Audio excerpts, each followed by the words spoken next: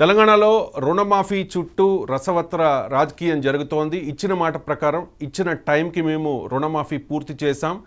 ఇది రాహుల్ సోనియాలకు ఒక గిఫ్ట్ ఇచ్చాము, మేము ఇచ్చిన హామీ నెరవేర్చాము అంటూ కాంగ్రెస్ ఒకవైపు క్లెయిమ్ చేసుకునే పరిస్థితుల్లో బీఆర్ఎస్ నాయకులు క్లియర్గా చెప్తూ ఉన్నారు, మీరు మాట నెరవేర్చలేదు, 40% వరకు కూడా మీరు రైతులకు లబ్ధి చేయలేదు అని చెప్పి. వాస్తవానికి 49,000 కోట్ల రూపాయలు రుణమాఫీ ఉంది, కానీ 17,000 కోట్లు మాత్రమే చేశారు. 60% రైతులను మీరు మోసం చేశారు, ఇచ్చిన మాట నిలబెట్టుకోలేదు అంటూ బీఆర్ఎస్ నాయకులు ఫైర్ అవుతుంటే బీజేపీ నాయకులు కూడా కొన్ని ఆరోపణలు చేస్తూ ఉన్నారు.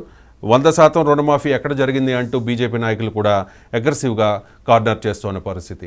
ఈ ఇష్యూలో ఆగస్టు 15 నాటికి రుణమాఫీ చేయండి అని చెప్పి హరీష్ రావు ఒక సవాల్ చేశారు. రుణమాఫీ చేయని పక్షంలో రిజైన్ చేయాల్సి ఉంటుంది, మీరు ఆగస్ట్ 15 కల్లా రుణమాఫీ మీరు ఇచ్చిన హామీ నెరవేర్చుకుంటే నేను రిజైన్ చేస్తానంటూ గతంలో హరీష్ రావు ఒక సవాల్ చేశారు రేవంత్ రెడ్డికి.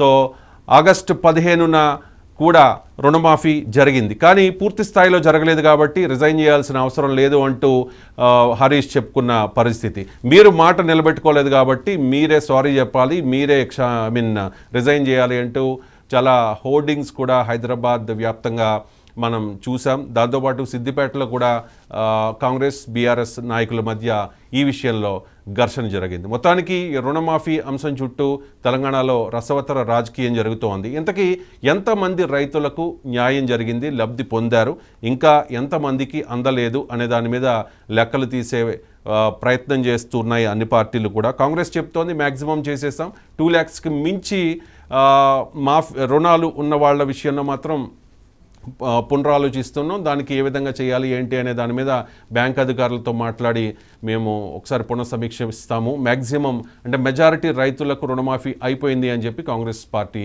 చెబుతోన్న పరిస్థితి కనిపిస్తోంది. కానీ వాస్తవంగా ఏం జరుగుతోంది, వివిధ జిల్లాల్లో అక్కడ రైతులు ఏమంటూ ఉన్నారు, ఇవన్నీ కూడా ఈ స్పెషల్ డ్రైవ్లో మనం డీటెయిల్డ్గా మాట్లాడుకుందాం. ఒకసారి ఖమ్మం వెళదాం, ఖమ్మం రైతులు ఏమనుకుంటూ ఉన్నారు.